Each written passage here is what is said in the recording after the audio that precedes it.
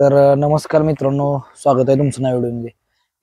मित्रांनो काल लेंगऱ्याचं मैदान झालं आणि लेंगऱ्याच्या मैदानावर सेमी पण कडनी आणि फायनल पण कडनी आणि वासरू आदत मित्रांनो. परंतु वासरू जेवढा ठाम तेवढाच बैल पण जेवढा ठाम तेवढाच वासरू पण जेवढं ठाम होतं आणि सेमी काढला कडनी आणि फायनल सुद्धा कडनी एक नंबर केला. दहिवडीकरांचा रुद्रा. आज त्याची संपूर्ण माहिती आपण घेणार आहे मित्रांनो जाणून. तर चला.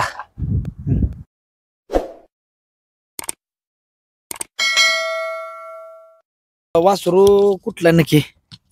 वासरू उंबरत मधनं घेतलेलं आहे आपण. आता दहिवडीत असतं बरोबर. आता दहिवडीत आपण घेतलेलं 1 वर्ष झाले वासराला सरासरी. वासराचं वय काय आहे? काय आता 22 महिने पूर्ण झाले वासराला. वासराचं मालक तुम्हीच? हो, महेश शेट देशमाने दहिवडी. मला सांगा, वासरू घेताना कसं म्हणजे कसं बघितलं? नाही, वासरू बघून घेतलं म्हणजे आपलं एक तिथला ड्रायव्हर आहेत, त्यांनी आपल्याला वासरू बघून दिलं. त्यांना आपण म्हणलेलं एखादं वासरू आहे का चांगलं सांगा, त्यांनी आपल्याला बघून दिलं आणि खरेदीच आपण आपली करून आणली. किती घेतलं? तसं त्यांनी किंमत केलेली होती, पण दिलं त्यांनी आपल्या मापात त्यांनी करून दिलं ते घेऊन. म्हणजे आणि इथं आल्यानंतर किती मैदान केली? आता जवळजवळ 16 मैदान झाली. त्या 16तले आपण 9 मैदानात फायनलला राहिलेलो आहे. 16 मैदान 9 मैदान फायनल. गटाला कुठं काय नाही, आतापर्यंत एकाच ठिकाणी फक्त गटाला मार खाल्ला, ती पण खरसुंडीला गेलतो. तिथंच बाहेरनं गाडी लागल्यामुळे बाहेरनं बैल पळाला नाही, त्यामुळे तिथे एकदा गटाला मार खाल्ला. त्याच्या अगोदर अजून तर कुठं गटाला नाही मार खाऊन आलो, कुठंच नाही.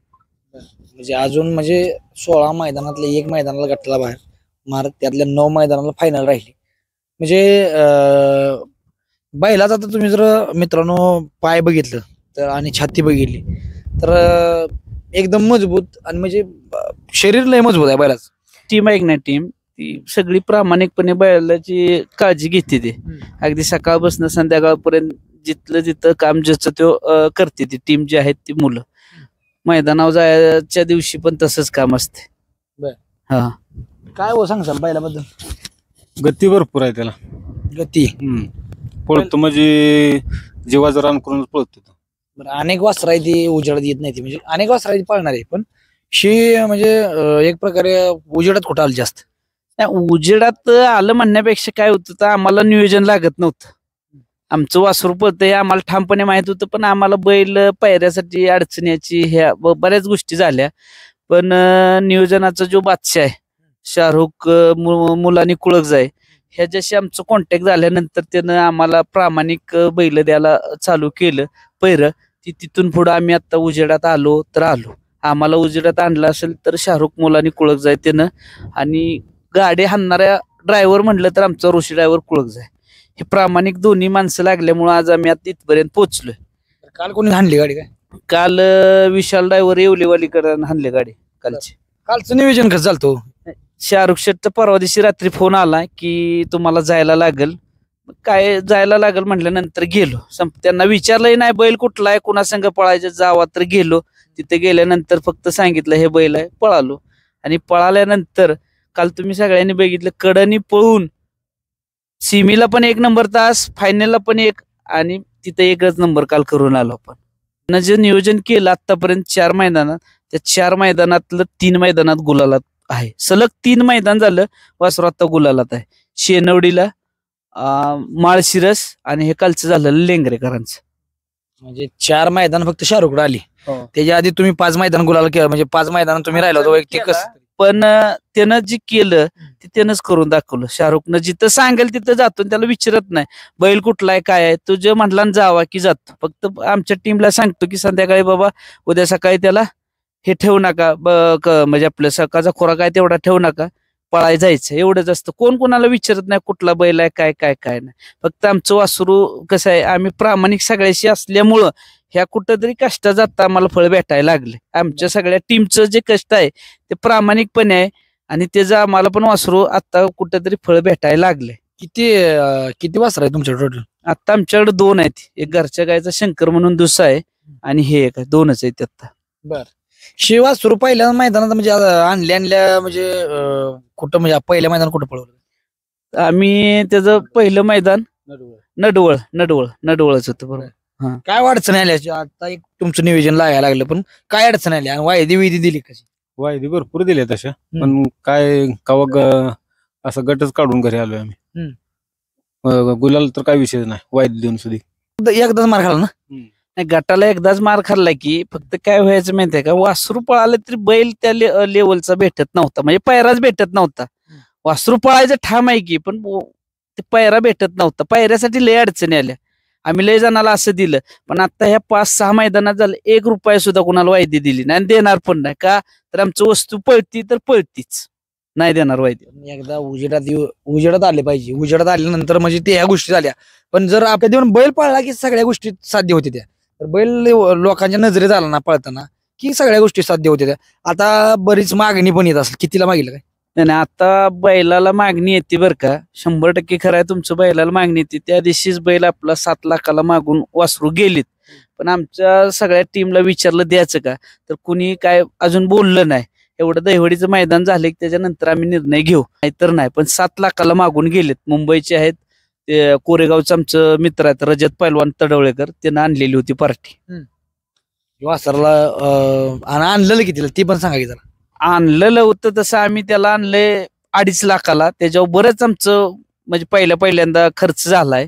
2.5 लाख रुपयाला वासरू आणले. 2,55,000 आपण रोख रकमेनं आणलेलं वासरू. बरं, आणलेलं तेव्हा कुठं म्हणजे राहिलेलं का? नाही ना, तिथं नव्हतं राहिलं. तिथनं आणल्यानंतर आपण तुम्हाला म्हणले की काय काय गोष्टी गटच काढून घरी आलो. पण तिथून पुढे आपलं आता रुटीन बसलं. जसं शाहरुखनं नियोजन हातात घेतलं तसं आपलं लागलं. तर 4 पैकी 3 मैदानात आता आपण गुलालात आहे.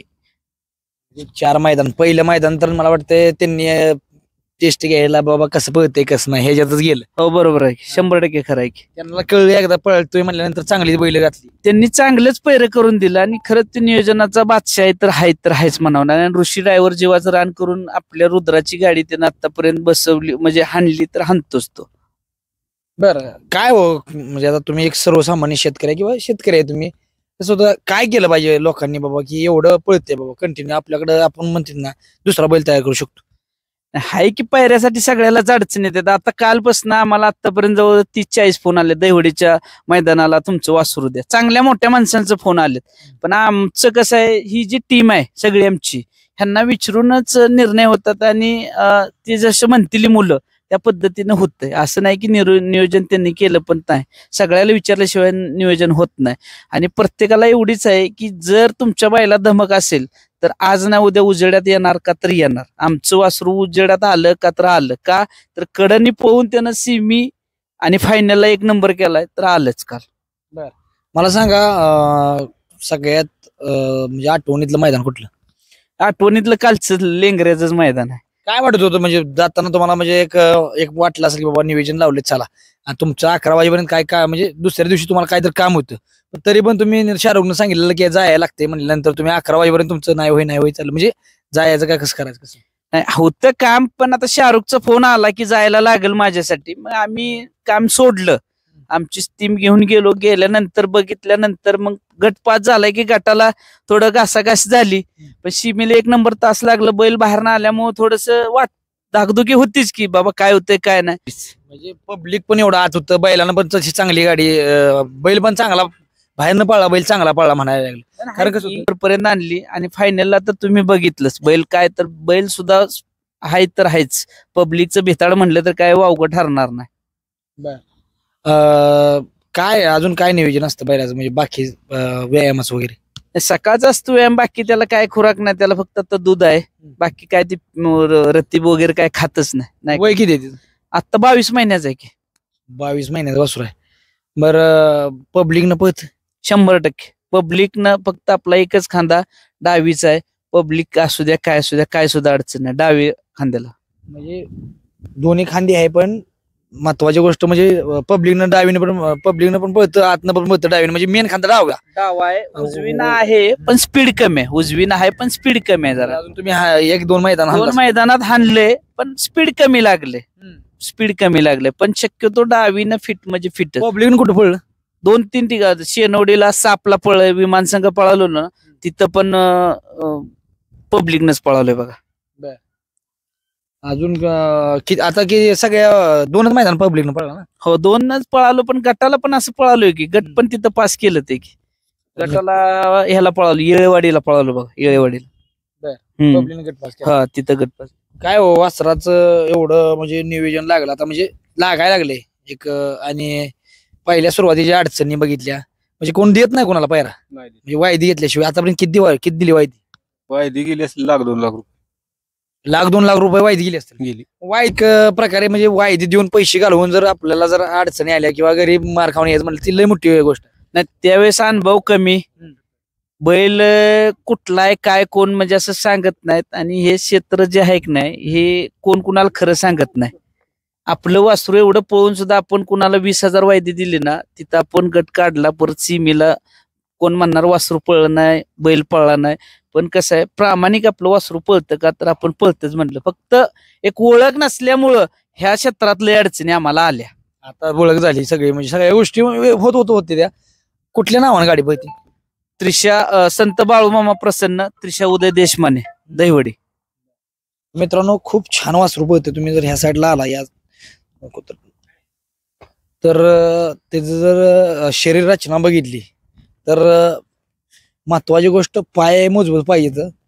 पाय खूप ठाम आहेत अगदी, आणि म्हणजे शरीर रचना आहे ना ती खूप भक्कम आहे मित्रांनो. आणि त्यामुळं ह्या गोष्टी होत्या त्या साध्य.